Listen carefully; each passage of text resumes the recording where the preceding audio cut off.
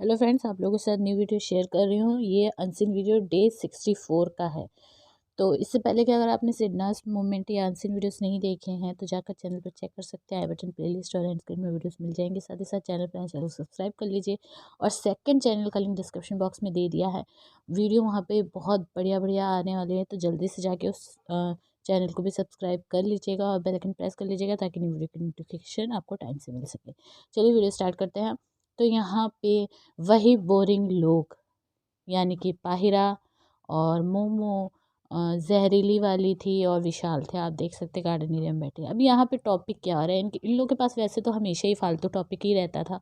इनकी बातें भी बकवास रहती थी, बट ये एक मजबूरी हो जाती है कि मुझे हर एक जो क्लिप है आप लोगों के साथ शेयर करनी पड़ती है। तो यहाँ पे भी वही कर रही हूँ। बातें हो रही होती हैं। पहले यहाँ पे बात करते हैं, मतलब थप्पड़ मारता है, ये टकलू मार रहा होता है उसके छिपकली के मुंह पे। तो वो बोलती कि इस साइड पे मत मार क्योंकि मेरे यहाँ पे जो है दाने वो हैं और वो फिर फूट, मतलब उस पर लगेगी। तो यहाँ पे टकलू बोलता है तो अच्छी बात है ना, फूट जाएगा वो। तो कहते हैं नहीं नहीं, और तू ये दूसरी साइड पे मार ले, दूसरे गाल पे मार ले। मार मार करती है लेकिन फिर वो मारता नहीं है। फिर उसका जो टकलू है घूम फिर के उसकी नाक पकड़ लेता है, छिपकली की नाक को दबाने लगता है और कहता है कि ये नाक जो है इसको ही निकाल देता हूँ। और मतलब इस तरह की हरकतें कैसे करते हैं, ये बहुत इरिटेटिंग होता है मेरे लिए। तो वहाँ विशाल जो है वो बोलता है कि इस छिपकली की नाक के बारे में कि इसके जो नाक है ना, ये नीचे से इस तरह से है और दोनों जो इसके छेद हैं वो ऊपर की तरह इस तरह फैले हुए हैं। तो यहाँ पे ये डिस्कशन हो रही होती है इन लोगों की। तो यहाँ जो है छिपकली कहती है कि और मेरी नाक जो है वो मतलब नीचे वाला पोर्शन में क्या कटवा दूँ? तो यहाँ टकलू कहता है कि नहीं नहीं, और इसको मत कटवाना, बेकार लगेगी, और सबसे अच्छा तेरे थोपड़े पे जो चीज़ है वो नाक ही है। और नाक पकड़ के फिर से बोलते हैं। तो यहाँ पे जो है विशाल कहता है कि नहीं, नाक नहीं। और फिर यहाँ पे छिपकली कहने लगती है कि हाँ, और तूने तो मुझसे कहा है ना कि तुझे तो मेरे होठ जूसी लगते हैं। तो यहाँ पे विशाल भी वही बात दोहराता है कि हाँ, और इसके होठ जो है जूसी है। मतलब कैसे इसको पता चला कि जूसी है यार, मुझे समझ में नहीं आया। मतलब जो लोग बड़े हैं, समझदार हैं, उन लोगों को पता होगा कि ये चीज़ किस तरह से उसको पता चल सकती थी।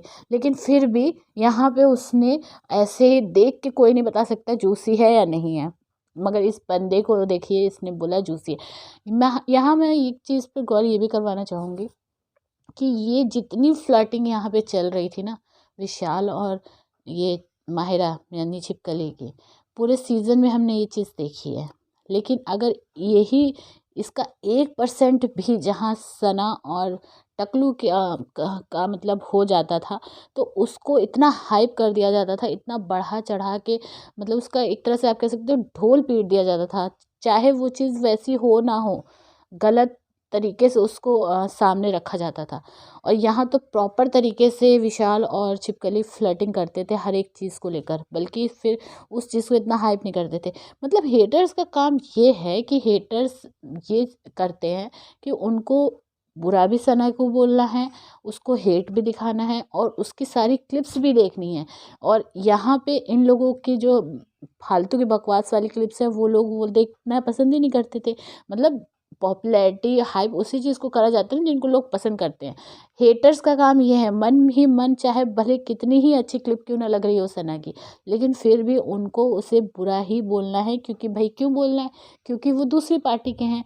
वो सना को तो हेट उनको दिखाना पड़ेगा। ये चीज़ उनके मतलब माइंड सेट हो रखा है।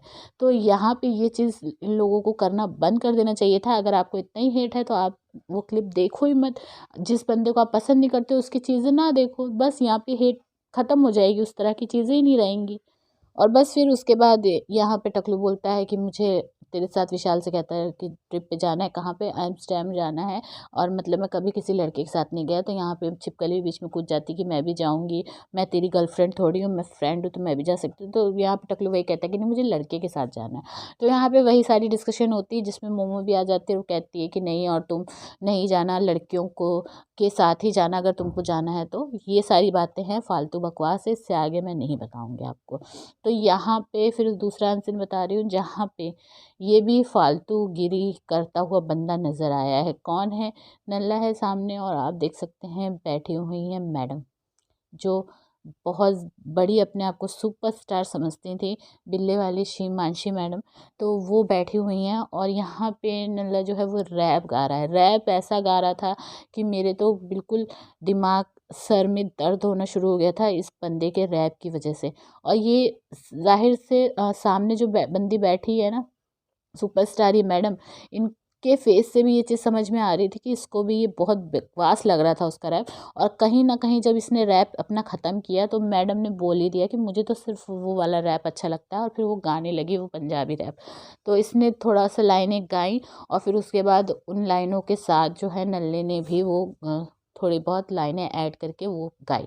तो यहाँ पे बस यही फालतू की इनकी बकवास थी, इससे ज़्यादा कुछ भी नहीं था। लास्ट अनसीन आप लोगों को बता रही हूँ। यहाँ पे आप देख सकते हैं जहरीली वाली है, वही फिर से सुपरस्टार जो समझती हैं मैडम शिमांशी जी, और मोमो जो बहुत बड़ी आप कह सकते हैं विलन एक तरह से है वो, है ना। तो ये तीनों ही जो चुड़ैलें यहाँ पे बैठी हुई दिख रही हैं, और डिस्कशन किस चीज़ पर हो रहा है, डिस्कशन हो रहा है पेट पर। पेट कौन? डॉगी। तो ये तीनों के ही पास एक एक पेट है, और ये शिमांशी मैडम अपना बताती हैं कि इनके पास 2 पेट हैं, एक फीमेल में है डॉग और एक जो है मेल में है।